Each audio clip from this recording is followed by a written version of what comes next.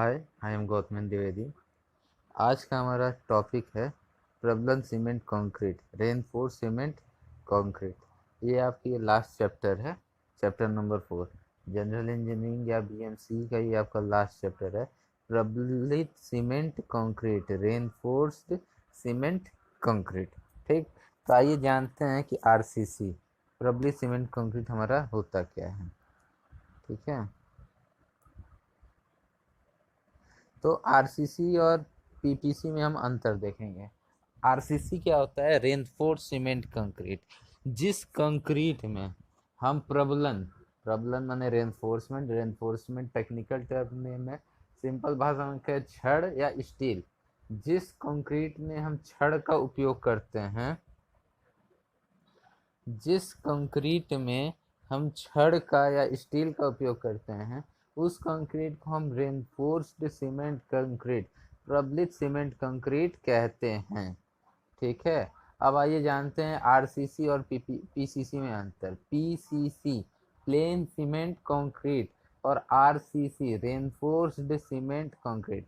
PCC क्या होता है? हमारा प्लेन सीमेंट कंक्रीट होता है। प्लेन सीमेंट कंक्रीट जिसमें गिट्टी, बालू, सीमेंट, ये तीन मटेरियल होते हैं, उसको हम कहते हैं प्लेन सीमेंट कंक्रीट। जिसका एग्जाम्पल हम फर्श ले सकते हैं, फ्लोर, फर्श। ठीक, फिर आरसीसी गिट्टी, सीमेंट, बालू और उसके साथ इस्पात, प्रबलन का जब हम उपयोग करते हैं तो उसको हम कहते हैं आरसीसी, प्रबलित सीमेंट कंक्रीट, इंग्लिश में रेनफोर्स्ड सीमेंट कंक्रीट। इसका एग्जांपल हो गया बीम, स्लैब। ठीक, ये सब इसके एग्जांपल हो गए। बीम हो गया, स्लैब हो गया, कॉलम हो गया, रिटेनिंग वॉल हो गया, वाटर टैंक हो गया, ये सब इसके अंतर्गत हमारे आते हैं। ठीक, चलिए, यही चीज डिफिनीशन में लिखा हुआ है। प्रबलित सीमेंट कंक्रीट वह कंक्रीट होता है जिसमें सीमेंट को तनाव की स्थिति में भी मजबूत रखने के लिए प्रबलन छड़ माने बार, प्रबलित प्लेट शामिल किया जाता है। कंक्रीट संपीड़न में मजबूत लेकिन तनाव में कमजोर होता है, इसलिए प्रबलन के प्रक्रिया के द्वारा इसमें तनाव में भी मजबूती प्रदान की जाती है। चलिए, इस लाइन को हम समझने की कोशिश करते हैं।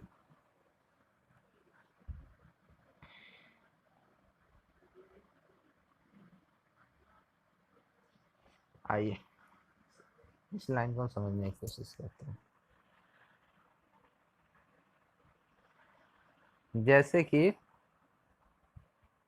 हम पिछले चैप्टर पढ़ाए थे, जब कंक्रीट टेक्नोलॉजी वाला चैप्टर बताए थे, सीमेंट कंक्रीट वाला जब चैप्टर पढ़ाए थे, तो उसमें बताए थे कि जो हमारा कंक्रीट होता है वो हमारा संपीड़न में मजबूत होता है। संपीड़न में क्या होता है? मजबूत होता है, लेकिन तनन में क्या होता है? वो कमजोर होता है। ठीक, तनन में क्या होता है? कमजोर होता है। उसी को समझाने की कोशिश करते हैं। जैसे ये हमारा बीम है,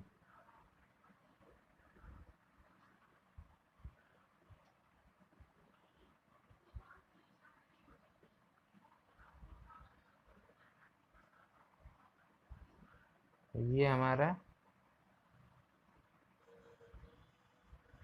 बीम है। ठीक, इस बीम पे ये क्या हुआ? लोड लगा, मान लीजिए कोई लोड है डब्ल्यू। ठीक, इसका एग्जाम्पल यही बताएंगे। तो जब लोड लगेगा तो ये क्या करेगा? बेंड करेगा। बेंड करिए, ठीक, ऐसे बेंडिंग इसमें हो जाएगी, ऐसा कुछ। इसका एग्जाम्पल ताश की गड्डी लीजिए, ताश की गड्डी में बीच में लोड लगाइए तो देखिए यही से पैसे लेगा। या आप घर पे आके कॉपी होगा या किताब होगा, ठीक, उस कॉपी किताब को ऐसे लीजिएगा हॉरिजॉन्टल, उसमें बीच में लोड लगाइएगा, देखिएगा इसी तरीके से बकल कर जाएगा, बेंड कर जाएगा, बेंडिंग हो जाएगी इसमें।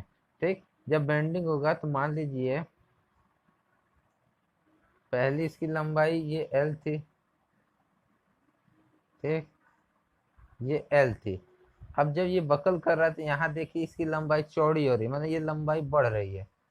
ये लंबाई क्या हो गई? इंक्रीज कर गई। ये हम मान लेते हैं एल नॉट। ये लंबाई क्या की? इंक्रीज कर गई। और ये वाली लंबाई क्या कर गई? इसकी डिक्रीज कर गई। इसको एल डी मान लेते हैं, डिक्रीज लेंथ। ठीक। तो लंबाई क्यों बढ़ेगी, लंबाई कैसे इंक्रीज होगी, जब वो तनेगी तो वो जाहिर सी बात है जब तनेगी तो उसकी लंबाई में बढ़ोतरी होगी। एक ही रबड़ लिए, रबड़ को खींचे, खींच रहे हैं तो उसकी लंबाई में क्या हो रही है, वृद्धि हो रही है। वही कंडीशन यहाँ भी है कि जब हम इस पे लोड लगाए तो नीचे का मटेरियल क्या हो रहा है, तन रहा है, तन रहा है तो इसकी लंबाई क्या हो रही है, इंक्रीज कर रही है। ठीक। तो जब तन रहा है, जहां तक मटेरियल तनेगा उसको हम क्या कह देंगे, टेंशन जोन कह देंगे। ठीक। जहां तक मटेरियल की लंबाई बढ़ रही है, मान लीजिए हम न्यूट्रल एक्सिस दिखाएं, इसके नीचे तक क्या हो रही है, कंक्रीट की लंबाई में इंक्रीज हो रहा है, तो वो जोन कौन सा हो गया हमारा, टेंशन जोन, क्योंकि वहां में लंबाई में वृद्धि हो रही है, वहां कंक्रीट तन रही है। और ये ऊपर वाला जोन हमारा कौन सा हो गया, जहां तक लंबाई कंक्रीट की घट रही है, दब रही है। जब हम कंक्रीट को दबाएंगे तो दबाने पे उसकी लंबाई में क्या होगी, कमी होगी, तो वो वाला एरिया क्या होगा हमारा, कंप्रेशन जोन होगा, कंप्रेशन जोन होगा। ठीक। टेंशन जोन, कंप्रेशन जोन समझ में आया। जहां तक कंक्रीट की लंबाई में वृद्धि होगी वो जोन कहलाएगा टेंशन जोन, जहां तक कंक्रीट की लंबाई में क्या कमी होगी वो जोन हमारा कहलाएगा कंप्रेशन जोन। अब हम जान रहे हैं कि कंक्रीट हमारा टेंशन में, सॉरी, कंप्रेशन में मजबूत होता है और टेंशन में क्या होता है, कमजोर होता है। We know that our concrete is strong in compression but weak in tension, so we should provide reinforcement in tension zone। समझ में आया। क्योंकि हमारी कंक्रीट कंप्रेशन में मजबूत है और टेंशन में कमजोर है, इसलिए हम टेंशन जोन में रेनफोर्समेंट प्रोवाइड करेंगे। नीचे वाले एरिया में हम क्या करते हैं, रेनफोर्समेंट प्रोवाइड करते हैं। आप लोग जब कॉलम और बीम का जब कास्टिंग होते हुए देखे होंगे तो उसका कभी आप लोग क्षण ध्यान दिए होंगे, कोई बताते हैं, कभी आप लोग ध्यान दिए हैं कि नहीं, मैं बना के समझाने की कोशिश करता हूँ। अभी बीम की कास्टिंग नहीं हुई है, ये बीम का फ्रेमवर्क है ऐसे। ठीक। उसमें आप देखेंगे कि नीचे की तरफ छड़ रहता है, नीचे में ये बीम की क्या है, डेप्थ है। ठीक। तो इस डेप्थ में कहा नीचे की तरफ रेनफोर्समेंट पड़ा रहता है, ऊपर की तरफ रेनफोर्समेंट रहता है लेकिन वो एंकर का काम करता है, इसको इसके शेप में बनाए रखने के लिए। अगर हम ऊपर छड़ डाल के उसको बांधेंगे नहीं तो हमारा छड़ क्या होगा, हिल डुल जाएगा, वो अपनी लंबाई में अपनी लंबाई को मेंटेन करके नहीं रख पाएगा। इसीलिए हम क्या करते हैं, ऊपर की तरफ दो छड़ डालते हैं, यहाँ पे हम क्या करते हैं, छड़ डालते हैं और इसको इस तरह से बांध देते हैं, इस तरीके से। मेन रेनफोर्समेंट हमारा ये है।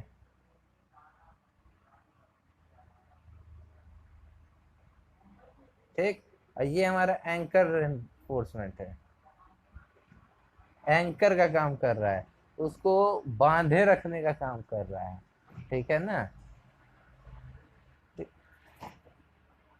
तो ऊपर वाला एंकर है, नीचे वाला मेन रेनफोर्समेंट है। तो मेन रेनफोर्समेंट हम कहाँ प्रोवाइड कर रहे हैं, टेंशन जोन में प्रोवाइड कर रहे हैं। टेंशन जोन में क्यों प्रोवाइड कर रहे हैं, क्योंकि कंक्रीट हमारी टेंशन में कमजोर होती है। और टेंशन कहाँ उत्पन्न होता है, हमारी कंक्रीट की गहराई में, जब नीचे वाले हिस्से में, इसीलिए हम नीचे वाले हिस्से में मेन बार को प्रोवाइड करते हैं।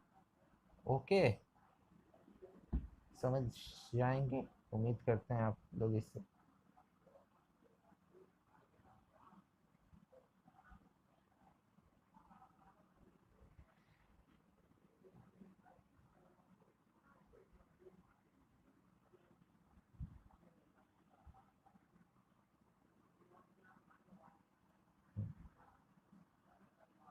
चलिए,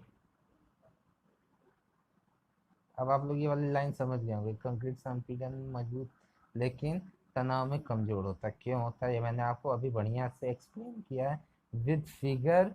मैंने यहाँ तक ये बताया कि कहाँ पे रेनफोर्समेंट प्रोवाइड करेंगे, मेन रेनफोर्समेंट कहाँ प्रोवाइड करेंगे, एंकर रेनफोर्समेंट प्रोवाइड कहाँ करेंगे, एंकर रेनफोर्समेंट का काम क्या होता है। ठीक। अब आगे बढ़ते हैं। कंक्रीट का आविष्कार एक फ्रांसीसी माली जोसेफ द्वारा सन 1849 में किया गया। ठीक, इसका आविष्कार फ्रांसीसी माली ने किया था 1849 में, तथा 1867 में इसे पेटेंट प्राप्त हुआ था। लेकिन उसको पेटेंट कब मिला था, उसका अधिकार कब मिला था उसको, उस कंक्रीट आरसीसी का नाम उसको कब मिला था, 1867 में मिला था। ठीक, अब आगे बढ़ते हैं। प्रबलन के रूप में इस्पात का चुनाव क्यों? Why use steel for reinforcement? हम क्यों प्रबलन का इस्पात के रूप में उपयोग करते हैं? चलिए आइए देखते हैं इसको भी।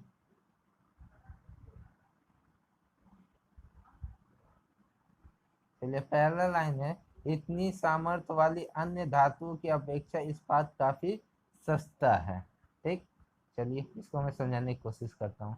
एक एग्जांपल लेते हैं कि हमने क्या किया, स्टील लिया, एल्युमिनियम लिया, कॉपर लिया और मान लीजिए ब्रास लिया। ठीक, सबकी स्ट्रेंथ बढ़िया होती है, सबकी सामर्थ्य क्या होती है, बेहतरीन एकदम होती है। ठीक, अब हम इन चारों मटेरियल का कॉस्ट एनालिसिस करेंगे, कॉस्ट को एनालिसिस करेंगे तो हम ये पाएंगे कि हमारी जो स्टील होती है वो एल्युमिनियम, कॉपर और ब्रास के मुकाबले क्या होती है, सस्ती होती है, इकोनॉमिकल होती है। लेकिन स्ट्रेंथ क्या होती है, हो सकता है स्ट्रेंथ उससे बढ़िया ही हो। ठीक, तो पहला स्टील का उपयोग क्यों करते हैं, क्योंकि ये अन्य मटेरियल जैसे अपने आसपास वाले मटेरियल जैसे एल्युमिनियम हो गया, कॉपर हो गया, ब्रास हो गया, इन सब की अपेक्षा सस्ती होती है और सामर्थ्यवान तो ये हमारी होती ही होती है। ठीक, नेक्स्ट है हमारा, इस्पात आसानी से सर्वत्र उपलब्ध है। ये भी बात सही है कि जो इस्पात है, स्टील है, हमको इजीली अवेलेबल है। ठीक, इसकी मात्रा हमारी धरती पे बहुत ज़्यादा है as compare to other material. ठीक, अब इस्पात तथा कंक्रीट के बीच अच्छा अभिलंग बॉन्ड है। ठीक, इस्पात और कंक्रीट के बीच में जो बॉन्ड होता है, अभिलंग होता है, वो बहुत ही अच्छा है। ठीक, नेक्स्ट, इस्पात उच्च इलास्टिसिटी वाला पदार्थ है, इसे किसी भी आकार में मोड़ा जा सकता है। चलो ये भी जान लो भैया। इस्पात की इलास्टिसिटी ई, जो आप लोग हम लोग पढ़ते हैं हुक्स लॉ में, stress equal to E into epsilon, ये जो ई है, Young modulus of elasticity, steel की ज़्यादा होती है। ठीक, इसीलिए हम इसका उपयोग करते हैं, क्योंकि इसकी इलास्टिसिटी ज़्यादा होने की वजह से इसको किसी भी आकार आकृति में आसानी से मोड़ा जा सकता है। ठीक, तो इसलिए हम इसका उपयोग करते हैं। नेक्स्ट है, इस्पात की छड़ों पर कंक्रीट का आवरण आ जाने पर वायुमंडलीय प्रभाव के कारण इनका संरक्षण नहीं होता है। ठीक, नेक्स्ट हमारा क्या लाइन कह रहा है कि इस्पात के ऊपर हम क्या करते हैं, कंक्रीट की कास्टिंग करते हैं। कंक्रीट की कास्टिंग जब हम कर देते हैं तो उन स्टील में क्या होता है, इरोजन नहीं होता है। ठीक, तो इसलिए हम इस्पात को यूज कर सकते हैं। इस्पात तनन में पर्याप्त सामर्थ्यवान है। इस्पात हमारा टेंशन में मजबूत होता है। कंक्रीट हमारा टेंशन में कमजोर है, इस्पात हमारा टेंशन में मजबूत है, तो हमने क्या किया, कंक्रीट डाल दी है उसमें, तब हमारी कंक्रीट क्या होगी, टेंशन में भी मजबूत हो गई। फिर कंक्रीट तथा इस्पात का ताप प्रसार गुणांक लगभग बराबर होता है। ताप परिवर्तन में आरसीसी खंडों में अतिरिक्त प्रतिबल उत्पन्न नहीं होते। सबसे इम्पोर्टेंट लाइन, क्यों हम छड़ का मतलब स्टील का यूज करते हैं, सबसे इम्पोर्टेंट लाइन कोई इसमें है तो ये लाइन है कि कंक्रीट तथा इस्पात का ताप प्रसार गुणांक लगभग बराबर होता है तथा ताप परिवर्तन से आरसीसी खंडों में अतिरिक्त प्रबलित प्रतिबल उत्पन्न नहीं होता है। सबसे इम्पोर्टेंट लाइन यही है। आइए इसको समझाने की कोशिश करते हैं। कंक्रीट की थर्मल एक्सपेंशन की वैल्यू होती है हमारी, कंक्रीट की नहीं, टेंशन की होती है। कंक्रीट की वैल्यू 11.78 इंटू 10⁻⁻�6 और हमारी स्टील की कितनी होती है, 12 इंटू 10⁻⁻�6। ये दोनों वैल्यू लगभग बराबर है। हम इसको जो क्वेश्चन सॉल्व करते हैं तो इसको हम 12 ले लेते हैं। ये दोनों वैल्यू ठीक, मॉडुलस ऑफ थर्मल एक्सपेंशन की वैल्यू लगभग बराबर है, इसलिए हम कंक्रीट का यूज, स्टील का यूज करते हैं कंक्रीट में। अब हम बोल तो दिया, अब उसको समझाते हैं कि क्या मतलब हुआ। देखिए थर्मल एक्सपेंशन का मतलब है, हम सिंपल एग्जांपल लेके बताते हैं कि एक चीज आप जानते हैं कि हर मटेरियल जब टेम्परेचर इंक्रीज करता है तो उसकी लंबाई या उसकी लंबाई में वृद्धि होती है, और जब टेम्परेचर डिक्रीज करता है तो उसकी लंबाई में कमी होती है। ये सब लोग जानते हैं। ठीक, सब लोग का मतलब कि आप लोग जान रहे होंगे, आप लोग डिप्लोमा फर्स्ट ईयर में हैं, आप लोग ये चीज़ जान रहे होंगे, आप लोग 10th 12th करके आए हैं, ये बेसिक चीज़ है, ये चीज़ आप लोग जान रहे होंगे। ठीक ना, चलिए अब आगे बढ़ते हैं। अब हम क्या किए कि सेम लेंथ की दो मटेरियल लिए। ठीक, सेम लेंथ के दो मटेरियल, एक कंक्रीट का है एक स्टील का है। हमने क्या किया, उसको ओवन में रखा। ठीक, और सेम टेम्परेचर पे उसको क्या किया, गर्म किया, टेम्परेचर पे सेम टाइम तक। अब हम उसको निकाले, निकाल के जब हम देखते हैं तो दोनों की लंबाई लगभग बराबर विकसित होती है, दोनों की लंबाई में जो वृद्धि हो रही है वो बराबर है। अगर 10 mm हमारा कंक्रीट की लंबाई में इंक्रीज हुआ है तो 10 mm स्टील की लंबाई में भी वृद्धि हुआ है। ठीक, अब उसी मटेरियल को हमने क्या किया, उठा के फ्रीजर में रख दिया, फ्रीजर में रखा, उसकी टेम्परेचर डिक्रीज हुई, टेम्परेचर डिक्रीज हुई। अब हम फिर निकाले, दोनों मटेरियल को एनालिसिस किया। जब दोनों मटेरियल को एनालिसिस किया तो हमने ये देखा कि दोनों मटेरियल में सेम लंबाई में कमी हुई है। अगर 2 mm की कमी स्टील में हुई है तो 2 mm की कमी क्या होगी, आपकी कंक्रीट में भी हुई है। ठीक, तो यहाँ से हमारा क्या पता चल रहा है कि इसकी थर्मल एक्सपेंशन की वैल्यू लगभग बराबर है, मतलब दोनों में कमी और बढ़ोतरी एकदम बराबर हो रही है। ठीक, अब इसके जगह पे मान लीजिए हम एल्युमिनियम का यूज कर लेते हैं, एल्युमिनियम की वैल्यू कंक्रीट से ज़्यादा होती है, ज़्यादा होती है मैंने 16 × 10⁶ होती है। ठीक, कहने का मतलब ये है कि कंक्रीट में अगर, कहने का मतलब ये है कि कंक्रीट अगर 10 mm इंक्रीज कर रहा है टेम्परेचर इंक्रीज करने पे, तो एल्युमिनियम क्या करेगा, 12 mm इंक्रीज करेगा, 12 mm इंक्रीज करेगा। और तो भाई ये बताते हैं इंक्रीज करेगा तो क्या होगा उसमें।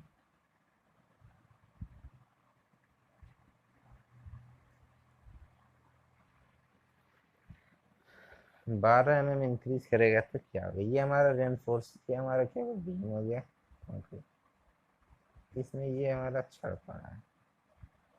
अब इसका टेम्परेचर क्या कर रहा है, इंक्रीज कर रहा है, इंक्रीज करने पे इसके लेंथ में क्या होगा, इंक्रीज होगा। ये हमारा इंक्रीज होके इतना हुआ, लेकिन स्टील क्या होगा, इंक्रीज करने के लिए इसकी लंबाई बाहर ज्यादा होगी, तो ये क्या करेगा, कंक्रीट से बाहर निकलने की कोशिश करेगा।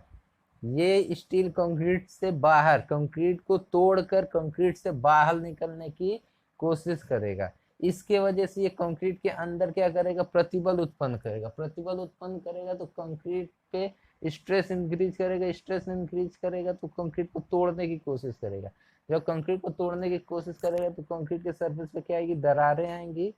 ठीक, कंक्रीट के सरफेस पे क्या होगी, दरारें आएंगी, कंक्रीट की स्ट्रेंथ क्या होगी, डिक्रीज करेगी। ठीक, अब यही हमारा यहाँ कंक्रीट है, दोनों का टेम्परेचर इंक्रीज करने पे लंबाई में बराबर वृद्धि हो रहा है, ये दिक्कत हमारी स्टील में नहीं आएगी।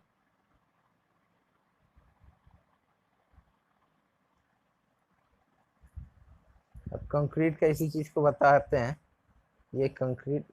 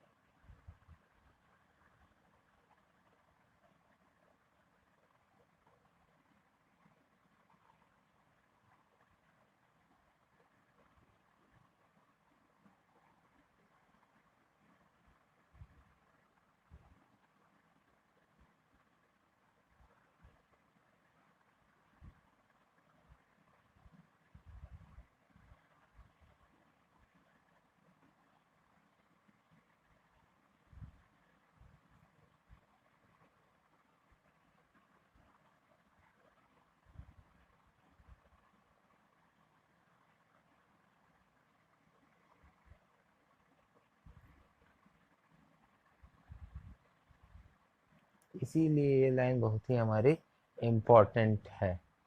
ठीक, उम्मीद करते हैं कि क्यों हम प्रॉब्लम के रूप में इस बात का उपयोग करते हैं, ये चीज़ आपको समझ में आ गया होगा कि ये क्यों नेसेसरी है। ठीक, अब आइए आगे बढ़ते हैं। प्रबलित सीमेंट कंक्रीट के गुण तथा दोष। प्रबलित सीमेंट कंक्रीट के गुण क्या होते हैं?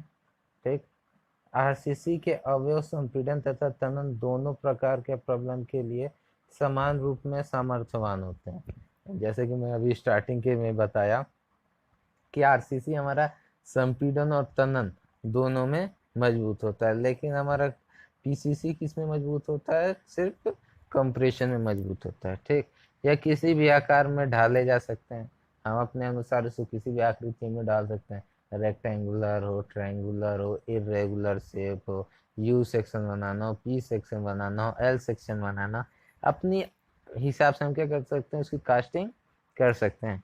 ठीक, नेक्स्ट है आरसीसी की रचनाएं देखने में सुंदर, आकर्षक तथा विशाल लगती हैं। आरसीसी की जो रचना स्ट्रक्चर होती हैं देखने में सुंदर लगती हैं, आकर्षक एट्रैक्टिव लगती हैं तथा विशाल लगती हैं। आरसीसी की रचनाएं अग्निशः तथा टिकाऊ होती हैं। आरसीसी की जो स्ट्रक्चर हमारी होती है वो फायर प्रूफ होती है।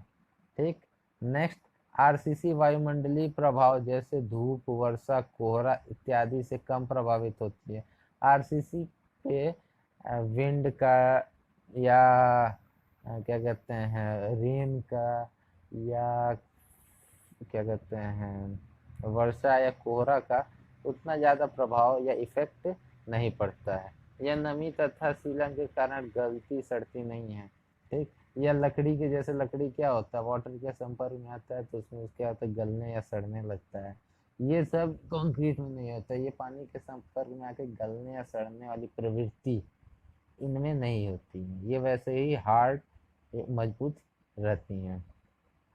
इस पर कीट दीमक का प्रकोप नहीं होता। जैसे लकड़ी में क्या होता है, लकड़ी को मेंटेन ना करिए तो उसमें क्या होता है, दीमक लग जाते हैं या कीड़े लग जाते हैं, तो उसकी आयु में क्या हो जाती है, इसकी वजह से कमी हो जाती है, उसमें गलन हो जाता है। लेकिन कंक्रीट में ये सब चीज़ें नहीं होती, कंक्रीट में दीमक, कीड़ा ये सब नहीं लगते, जिसकी वजह से कंक्रीट का गलन नहीं होता है।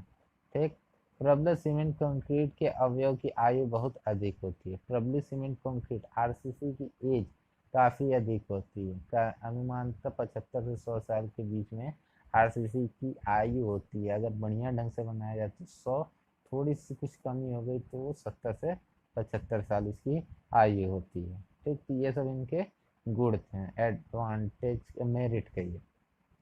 अब इसमें डीमेरिट दोष क्या होते हैं?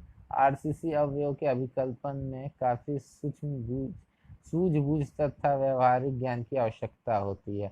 आरसीसी के डिज़ाइन के लिए हमको एक कुशल इंजीनियर की आवश्यकता है, कुशल इंजीनियर की आवश्यकता होती है। किस engineer? Electric engineer, mechanical engineer नहीं, एक कुशल सिविल इंजीनियर की आवश्यकता होती है, जो अपनी सूझबूझ से लोड के हिसाब से कंक्रीट की डिज़ाइन करके बताएगा।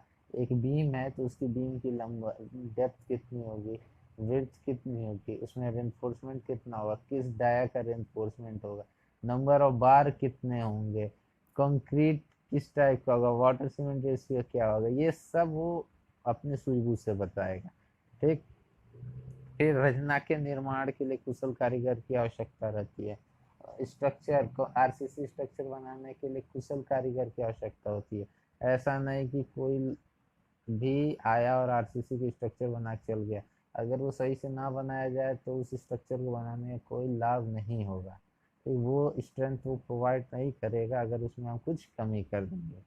अवयव को ढालने के लिए दृढ़ की आवश्यकता पड़ती है। दृढ़ माने फॉर्म वर्क, ये चीज़ें मैं पिछले क्लास में भी आपको बता चुका हूँ कि अवयव की कास्टिंग, अवयव को ढालने के लिए, कास्टिंग करने के लिए फॉर्म वर्क की आवश्यकता पड़ती है। बिन सांचे के हम कंक्रीट की ढलैया नहीं कर सकते हैं।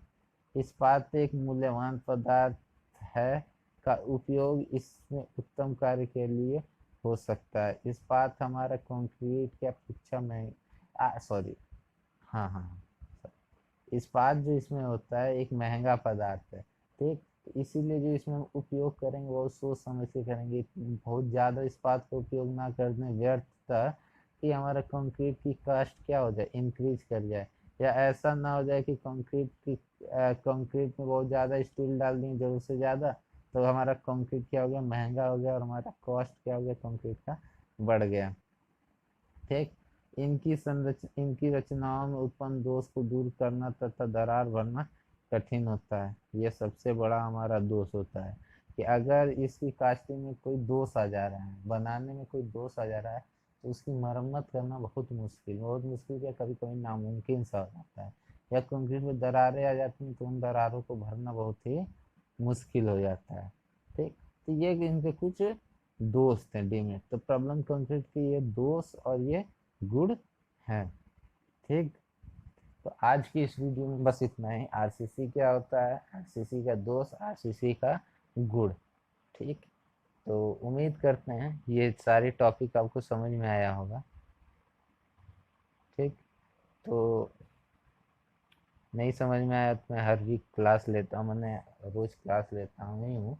जो टॉपिक ना समझ में है उस चीज़ को आप मुझसे उस क्लास में पूछ लीजिएगा, समझ लीजिएगा। लेकिन जहाँ तक मुझे लगता है कि आप लोग को ये वीडियो देख के ये सारे टॉपिक समझ में आ जाएंगे। Okay, thank you.